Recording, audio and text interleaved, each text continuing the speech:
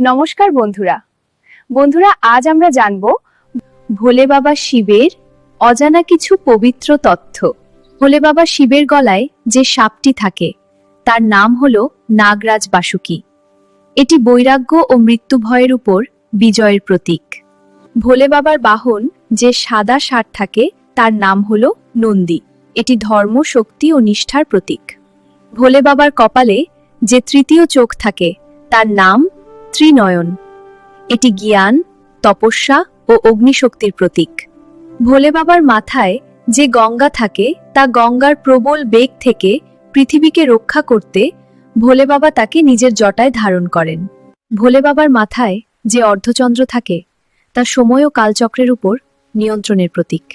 ভোলে বাবার হাতে যে ত্রিশূল থাকে এটি তিনটি গুণ অর্থাৎ সত্য, রজ ও তমগুণের ভারসাম্য এবং অশুভ শক্তির বিনাশের প্রতীক।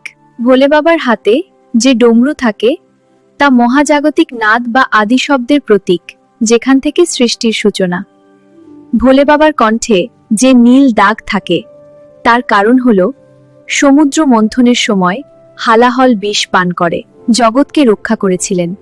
সেই বিষের প্রভাবে তার কণ্ঠ নীল। ভক্তি, বৈরাগ্য ও শক্তির এক অনন্ত রূপ হলেন ভগবান শিব।